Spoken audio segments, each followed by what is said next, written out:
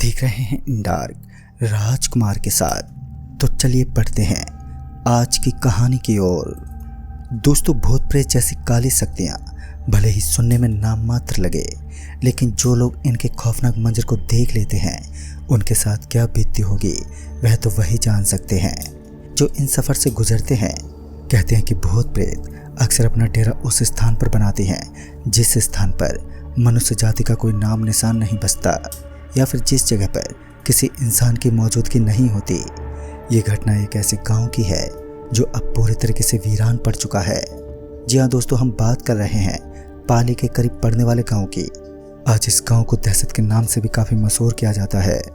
ना जाने उस एक महीने ने किस तरह उस गांव को खौफ के रूप में तब्दील कर दिया। तो आइए जानते हैं कि ऐसी कौन सी काली शक्ति थी जिसकी वजह से वो गांव का इलाका पूरा का पूरा हॉन्टेड बन गया।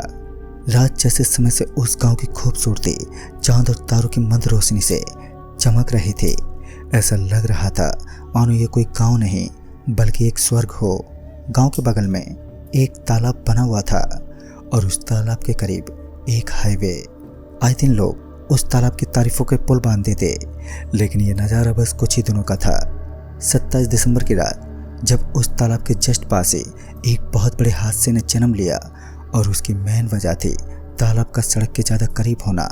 शायद इस एक्सीडेंट ने उस तालाब की पूरी कहानी बदल कर रख दी।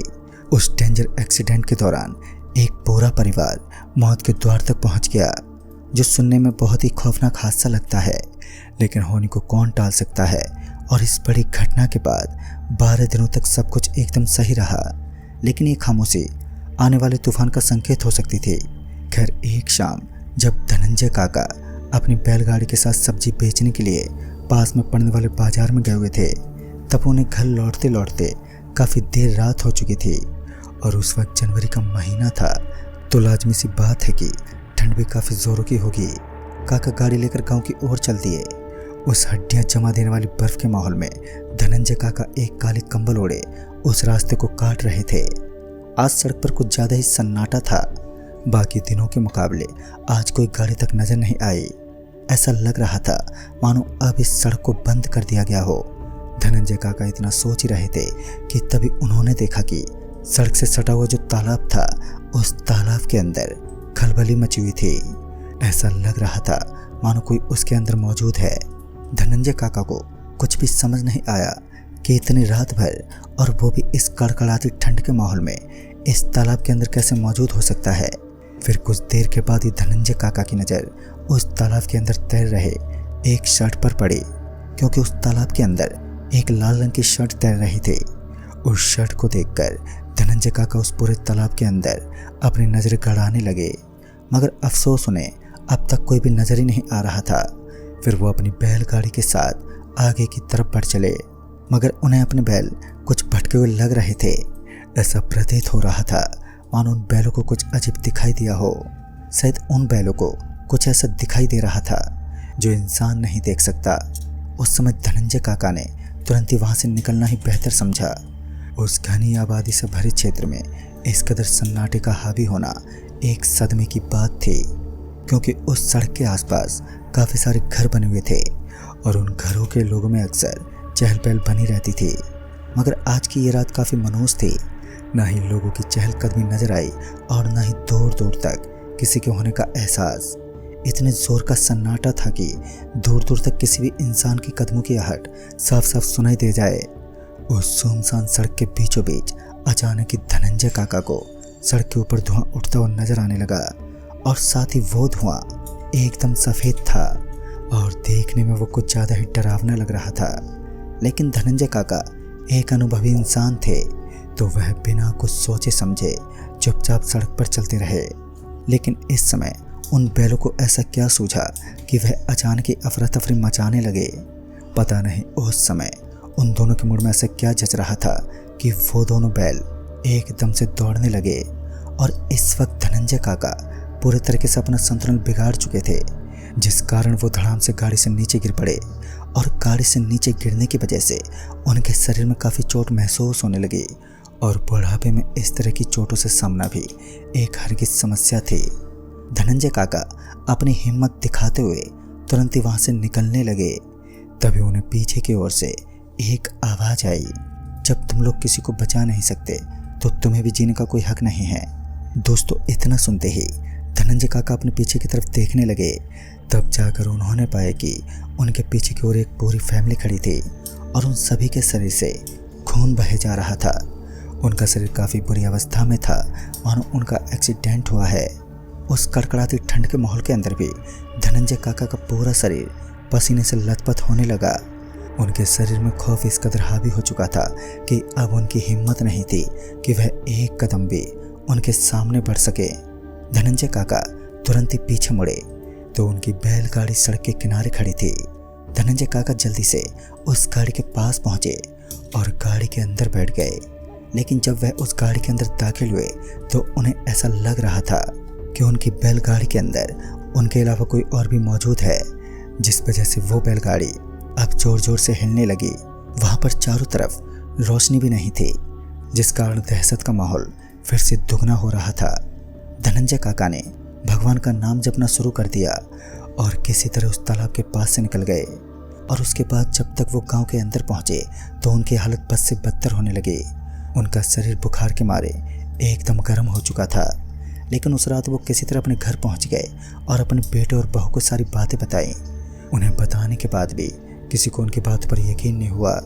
लेकिन जब तक सुबह हुई तो उन्होंने अपनी आंखों के सामने एक ऐसा मंजर देखा जिसे देखने के बाद उनकी तो रूह कांप उठी और सभी के सभी दहशत में डूब गए, क्योंकि इस बार उन्होंने देखा कि धनंजय काका का मृत शरीर जमीन पर पड़ा हुआ था और उनके शरीर पर काटने नोचने के काफ़ी निशान भी बने हुए थे। वह शरीर कुछ इस तरह का बन चुका था कि उसे देखकर हर किसी इंसान की कपकपी छूट जाए। धनंजय काका की लाश को शमशान घाट तक किसी भी तरह पहुंचा दिया गया।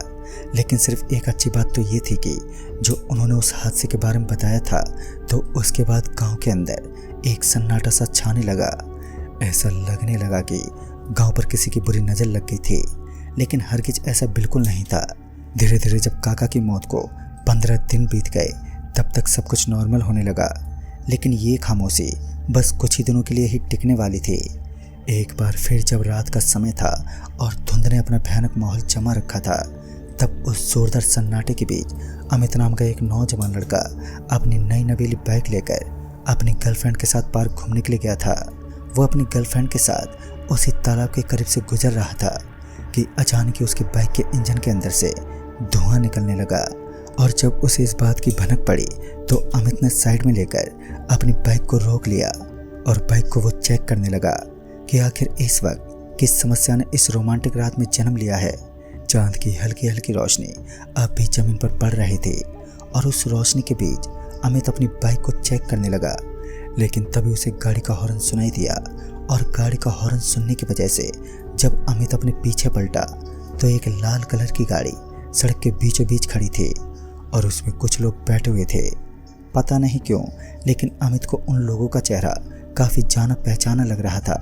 अमित अपने पास पड़े फ़ोन की टॉर्च की सहायता से उस गाड़ी की तरफ रोशनी करने लगा, लेकिन उल्टा उस गाड़ी वाले ने गाड़ी की हेडलाइट सीधे अमित के चेहरे पर मारी, जिस कारण अमित थोड़ा गुस्से में आ गया। मगर उसने ज़्यादा ध्यान नहीं दिया और वो चुपचाप अपने काम में लगा रहा। वह अभी बाइक को चेक कर ही रहा था कि उसकी गर्लफ्रेंड बोल पड़ी, देखो ना इस सड़क पर कितना अंधेरा छाया हुआ है। और उसकी बात सुनने के बाद अमित एकदम से बोल पड़ा, पीछे की तरफ से एक गाड़ी की हेडलाइट तो चमकती हुई नज़र आ रही है, कहाँ है अंधेरा। लेकिन अमित की गर्लफ्रेंड ने कहा, मुझे तो कोई भी गाड़ी नज़र नहीं आ रही है। और उसके बाद में जब अमित ने पीछे देखा तो सच में वहाँ पर कोई भी गाड़ी नहीं थी। लेकिन ऐसा कैसे हो सकता था? अमित को अपनी आंखों पर विश्वास नहीं हुआ, क्योंकि कुछ समय पहले ही उसे किसी गाड़ी का हॉर्न सुनाई दिया था और फाइनली उसने अपनी बाइक को ठीक भी कर लिया था। और जब उसने बाइक स्टार्ट की तो अचानक ही तेज स्पीड में आ रही एक गाड़ी ने उसकी गर्लफ्रेंड को टक्कर मार दी और टक्कर लगने की वजह से उसकी गर्लफ्रेंड धड़ाम से सड़क पर गिर पड़ी। अमित जोर से चीख पड़ा, लेकिन जब तक उसने अपनी आंखें खोली तो उसने देखा कि ये उसका खुली आंखों से देखा गया एक ख्वाब था जो दिल दहला देने के लिए काफ़ी था। मगर वो हड़बड़ाते हुए अपनी जगह से उठा और अपनी गर्लफ्रेंड को देखने लगा। लेकिन उसका शक तो उस वक्त क्लियर हुआ जब उसने अपनी गर्लफ्रेंड को एकदम सही सलामत देखा। वो पूरा पसीने से तरबतर हो चुका था और उसकी आंखों में इस कदर का खौफ देखने के बाद उसकी लवर निशा बोली, आर यू ओके? तभी उसने कहा, हाँ मैं ठीक हूँ, बट बहुत ही जल्दी यहाँ कुछ गलत होने वाला है। और इतना कहते हुए अमित ने बाइक की किक मारना शुरू कर दिया, मगर उसकी बदकिस्मती थी जो उसकी बाइक का प्लग खराब हो चुका था, जिस कारण बाइक करंट पकड़ पाने में पूरी तरह से असफल रही। और फिर कुछ देर के बाद ही अमित को अपने हाथ के ऊपर कुछ गीला गीला सा महसूस हुआ।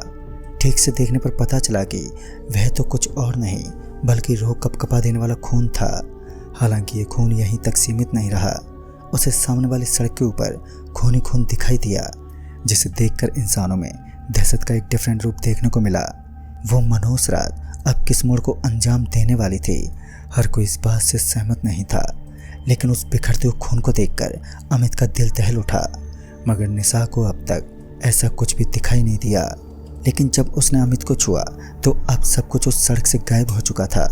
अमित को लग रहा था कि यह सिर्फ उसका एक छोटा सा वहम है, मगर जैसे वो अपने पीछे की तरफ पलटा तो उसने देखा कि एक मृत फैमिली, जिन सभी के शरीर इस समय खून से लहूलुहान थे, और वो कोई इंसान नहीं थे बल्कि भूतों का परिवार था।